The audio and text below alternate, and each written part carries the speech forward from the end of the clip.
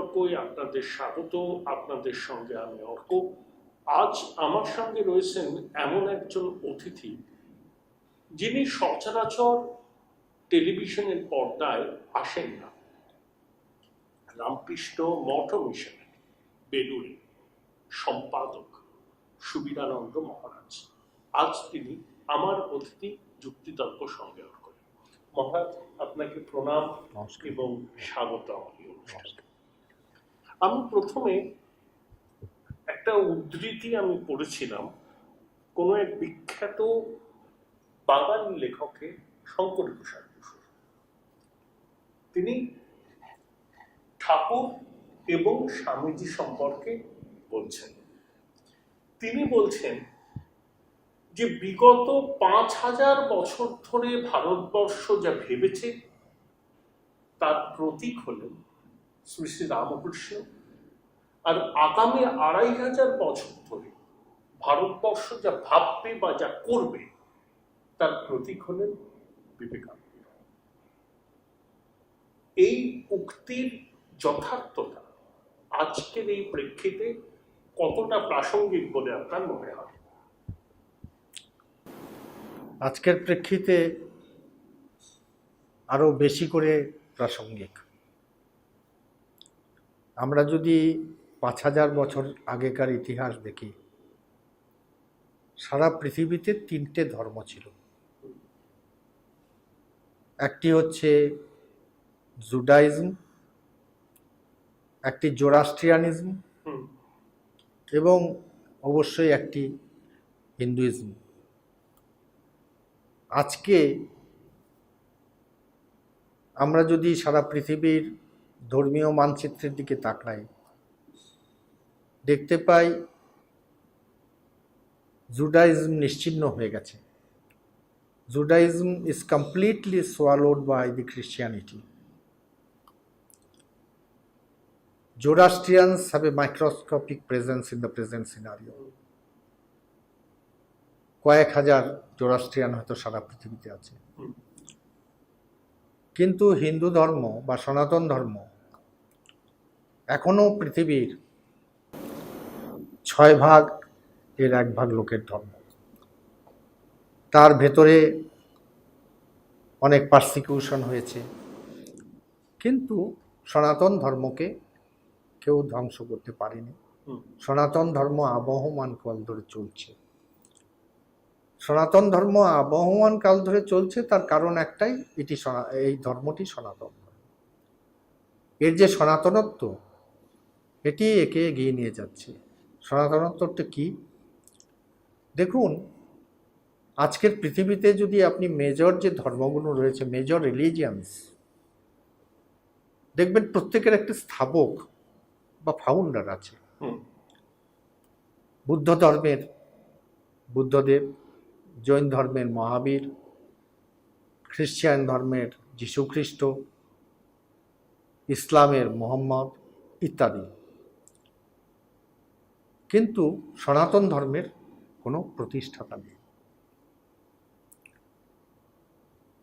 সনাতন ধর্ম হচ্ছে ঋষিদের অনুভূতির যে সংকলন, সেটি সনাতন ধর্ম। ঋষয় মন্ত্রদৃষ্টার, ঋষয় মন্ত্রদ্রষ্টার নতু কর্তার। ঋষি হচ্ছে মন্ত্রদ্রষ্টা, তারা কিন্তু কোনো অথার করেননি কোনো ধর্মকে। তাদের সামনে তাদের ধ্যানস্থ অবস্থায় অনুধ্যানের সময় ট্রুথ ফ্ল্যাশড বিফোর দেম, এবং সেটি তারা পরম্পরা অনুসারে আমাদের কাছে দিয়ে গেছেন। সেই জন্য সনাতন ধর্ম কতগুলো আদর্শ, কতগুলো নীতির উপর দাঁড়িয়ে আছে। স্বামী বিবেকানন্দ এক জায়গায় বলেছেন যে if somebody can disprove the historicity of Christ, the entire edifice of Christianity will crumble down. If somebody can prove that there was none called Buddha, Buddhism will be extinct. But Sanatana Dharma has no author, and it is based on principle, which is why it is continuing and will continue for forever. Swamiji এও বলেছেন তার গুরু সম্পর্কে বলতে গিয়ে যে the historicity of my master cannot be doubted because he is caught in modern camera. সে যাই হোক, কিন্তু এই যে বিভিন্ন আদর্শের উপর গড়ে উঠেছে এই সনাতন ধর্ম, এই আদর্শটি 5000 বছর বা তার চাইতেও পুরনো আদর্শ। সেই আদর্শটি কি? সেই আদর্শটি হচ্ছে ডিভিনিটি অফ সোল। প্রত্যেক মানুষের ভেতরে ঈশ্বর আছেন। স্বামীজি বলছেন যে দেখো, তোমরা বলছো, পাদ্রীদের উদ্দেশ্য করে অবশ্যই তিনি বলছেন, তোমরা বলছো জন্মের পরেই অব্যবহিত পরেই একটি শিশুকে you are damn to hell, pray to thy heavenly father. আমরা বলছি একটি শিশুকে জন্মের অব্যবহিত পরে দোলনায় বসিয়ে তাকে দোলনা দলিয়ে বলছি তমসি নিরঞ্জন, তুমিই সেই নিরঞ্জন, তুমি দ্য ওয়ার্ড দ্যাট, তুমিই সেই পরম ব্রহ্ম। তো স্বাভাবিকভাবেই প্রত্যেক মানুষের মধ্যে, সে রামই হোক, রহিমই হোক, জোসেফই হোক, তার ভেতরে ঈশ্বর রয়েছে, ডিভিনিটি অফ সোল। 2 নম্বর, ইউনিটি অফ গডহেড। ঈশ্বর এক, যত মত তত পথ। এটি শ্রীরামকৃষ্ণ নতুন ভাষায় নতুন ছন্দে বলে গেলেন, কিন্তু কথাটি নতুন নয়, কথাটি সনাতন ধর্মের একেবারে আদি কথা। 3 নম্বর, আমরা দেখতে পাচ্ছি যে হারমোনি অফ রিলিজিয়ান। শ্রীরামকৃষ্ণ একটা সুন্দর গল্প বলছেন, বলছেন দেখো, একটা গ্রামে অনেক পুকুর আছে, তো সেই পুকুরে বিভিন্ন সম্প্রদায়ের মায়েরা জল আনতে যান। যখন কেউ হিন্দু রমণী যাচ্ছেন তাকে জিজ্ঞেস করলে বলেন জল বা বাড়ি, খ্রিস্টান রমণী যাচ্ছেন তাকে জিজ্ঞেস করলে বলবে ওয়াটার, মুসলমান রমণী যাচ্ছেন তাকে জিজ্ঞেস করলে বলবে পানি, আবার কেউ বা বলবে অ্যাকোয়া। কিন্তু যে ভাষাই বলুক না কেন, কিন্তু সেই বস্তু এক। ঠিক তেমনি ঈশ্বর এক, তার বিভিন্ন রকম তাকে পাবার পথ আছে। কেউ ফুলবাগানের ভেতর দিয়ে যাবে, কেউ বড় রাস্তার উপর দিয়ে যাবে, কেউ অলিগলিতে যাবে, কিন্তু একই জায়গায় গিয়ে পৌঁছবে। তো এই যে হারমোনি অফ রিলিজিয়ান, শ্রীরামকৃষ্ণ এক নতুন মাত্রা তাকে দিয়ে গেলেন। সেই মাত্রাটি কি? যে উনি নিজে প্রত্যেকটি ধর্ম সাধনা করে তার শেষ পর্যায়ে গিয়ে পৌঁছলেন যে এই ধর্মটি সত্য। তিনি বলছেন আমি দেখলুম ক্রাইস্টকে, তিনি বলছেন আমি দেখলুম গুরু নানককে, আমি দেখলুম চৈতন্যকে, তিনি সবাইকে দেখছেন চোখের সামনে। নরেন্দ্রনাথকে যখন নরেন্দ্রনাথ প্রফেসর উইলিয়াম হেস্টিকে জিজ্ঞেস করলেন স্কটিশ চার্চ কলেজে, ওয়ার্ডসওয়ার্থের কথা বলছিলেন তিনি, ওয়ার্ডসওয়ার্থের সমাধির কথা, তখন নরেন্দ্রনাথ বললেন, sir, is there anyone even today who has this beautiful experience? তখন উইলিয়াম হেস্টি তাকে প্রথম বলেন যে yes, there is one, an old Brahmin priest in Dakshineshwar who has had this experience more frequent and more deep. Narendranath ছুটলেন শ্রীরামকৃষ্ণ, দেখা যায় তিনি আছেন? বললো হ্যাঁ আছেন। তাকে দেখা যায়? বলে দেখা যায়। বলে আমায় দেখাতে পারেন? বলে নিশ্চয়ই দেখাতে পারি। বলে হাত ধরে তাকে নিয়ে গিয়ে দেখাচ্ছেন। এই যে religion is realisation, it is being and becoming. তো এই ব্যাপারটাতে শ্রীরামকৃষ্ণ দেখিয়ে দিলেন, দেখো আমি সমস্ত ধর্মের সাধনা করলাম এবং শেষ পর্যন্ত সেই ধর্মের শেষ পর্যায়ে পৌঁছে আমি তোমাদের বলছি সব ধর্ম সত্য। যত রকম আকার কোনো ঈশ্বরের মানুষ কল্পনা করেছে সেটি কল্পনা নয়, সেটি মিথ নয়, সেটি রিয়ালিটি। এবং নতুন ক্রেডিবিলিটি দিয়ে গেলেন। এই যে মাইথোলজিক্যাল গডস অ্যান্ড গডেসেস, যাদের সম্পর্কে শ্রীরামকৃষ্ণ যখন জন্মাচ্ছেন 1836 সালে মেকলে সাহেব বলছেন যে আমার কাজ হয়ে গেছে, ইয়াং বেঙ্গলের রক্তে 98 ডিগ্রি সেন্টিগ্রেডে ইংরেজি সংস্কৃতি, ইংরেজি ভাষা পুড়ছে। They drink in English, they dream in English, they sleep in English, they live in English, they speak in English. So my job is done. It was told by Macaulay in 1836. 1836-এ কামারপুকুরে জন্ম নিলেন গদাধর চট্টোপাধ্যায়, এবং তিনি এটিই করে দেখিয়ে দিয়ে গেলেন যে কোনো রকম এক্সক্লুসিভনেস নয়, বিবাদ নয়, সহায়তা, ঘৃণা নয়, প্রেম, মৃত্যু নয়, জীবন, অন্ধকার নয়, আলো, বিয়োগ নয়, যোগ। তিনি তাই বললেন যে সমস্ত ধর্ম সত্য, শুধু সহিষ্ণুতা নয়।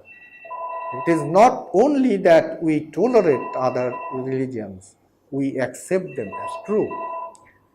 যার জন্য স্বামী বিবেকানন্দকে একজন জিজ্ঞেস করেছিলেন, স্বামী বিবেকানন্দকে জিজ্ঞেস করেছিলেন যে do you believe in our Christ? Swami Vivekananda বলেছিলেন, not only I do worship him, had he been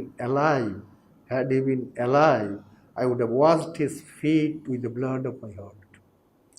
তো স্বাভাবিকভাবে এই যে ইনক্লুসিভনেস, সেই ইনক্লুসিভনেস শুধু ধর্মের ইনক্লুসিভনেস নয়, সেই ইনক্লুসিভনেস শুধু সাধনা, আধ্যাত্মিক সাধনার ইনক্লুসিভনেস নয়, সেই ইনক্লুসিভনেস জগতের জীবনের, সেটি ব্যষ্টি জীবন হোক বা সমষ্টি জীবন হোক, সর্বক্ষেত্রে সেই ইনক্লুসিভনেস থাকতে হবে। এবং সেটি হচ্ছে শুধু সহিষ্ণুতা নয়, গ্রহিষ্ণুতাও। তো সেটি একটি বড় দিক সনাতন ধর্মের।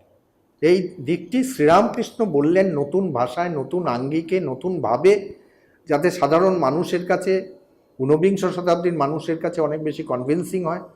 সেই জন্য প্রয়োজন ছিল তার নিজে সাধনা করে দেখিয়ে দেওয়া। কেউ একজন বলছিলেন না যে আজ থেকে 200 বছর মধ্যে যদি আমায় কেউ প্রশ্ন করে who is the most perfect Hindu, I shall say it is Sri Ramakrishna. If somebody asks me who is the most perfect Muslim for the last 200 years, I will again say it is Sri Ramakrishna. If somebody asks me who is the most perfect Christian during the last 200 years, I will say it is Sri Ramakrishna. মহারাজ, অনেকে বলেন যে স্বামীজি হচ্ছেন একজন মানবতাবাদী, তার হিন্দু সন্ন্যাসী সত্তাটা সচেতনভাবে কিছু অংশ থেকে সামনে আনা হয় না। 2, পৃথিবীতে অনেক সাম্রাজ্যের কথা শুনেছি, ব্রিটিশ সাম্রাজ্য, মার্কিন সাম্রাজ্য, পূর্বে অটোমান সাম্রাজ্য, সব সাম্রাজ্যে সূর্য অস্তমিত হয়েছে। অর্থনীতির প্রথিতযশা অধ্যাপক বিনয় সরকার একটা মন্তব্য করেছিলেন যে পৃথিবীতে সব সাম্রাজ্যের সূর্য অস্তমিত হতে পারে, কিন্তু রামকৃষ্ণ সাম্রাজ্যের সূর্য কোনোদিন অস্তমিত হবে না। কিভাবে দেখেন বিবেকানন্দকে? আপনি কিভাবে দেখেন? একজন প্রকৃত মানবতাবাদী, মানব দরদী, সেই পরিচয়ে উনি আসবেন সামনে, নাকি একজন হিন্দু সন্ন্যাসী, সেই পরিচয়ে তিনি সামনে আসবেন? দেখুন, শ্রীরামকৃষ্ণ এবং বিবেকানন্দের সম্পর্কটা বুঝতে হবে। আমি বলতে পারি, আমার এরকম মনে হয় যে শ্রীরামকৃষ্ণ যদি তত্ত্ব হন, বিবেকানন্দ তার ব্যাখ্যা। শ্রীরামকৃষ্ণ যদি ভাব হন, বিবেকানন্দ তার সম্প্রসারণ। শ্রীরামকৃষ্ণ যদি বিজ্ঞান হন, বিবেকানন্দ ফলিত বিজ্ঞান। শ্রীরামকৃষ্ণ যা বলেছেন, যেরকম ভেবেছেন, যেরকম করেছেন, বিবেকানন্দ সেটিই করেছেন। শ্রীরামকৃষ্ণ এবং বিবেকানন্দ একই সত্তার দ্বিধা প্রকাশ মাত্র। তো শ্রীরামকৃষ্ণের সমস্ত সত্তা যদি একটি ভাষায়, একটি শব্দে ব্যক্ত করতে হয়, সেটি হচ্ছে ইনক্লুসিভনেস।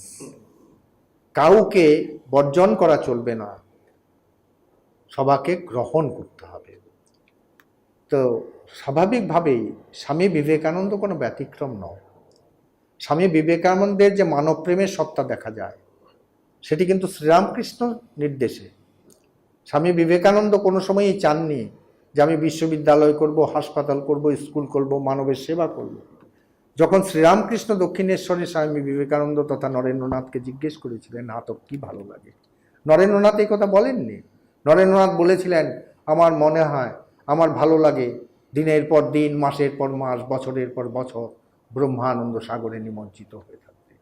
শ্রীরামকৃষ্ণ বলেছিলেন ছি ছি, তুই এত স্বার্থপর, কোথায় ভেবেছিলুম এক বিশাল বটবৃক্ষের মতো হবি, আর তোর ছায়ায় কত লোক স্থান পাবে, ছায়া পাবে বলে একটি ছোট্ট কাকরে লিখে দিয়েছিলেন সেই শ্রীরামকৃষ্ণ, যিনি নরেন পর্যন্ত বলতে পারতেন না, লরেন লোক শিক্ষা দেবে।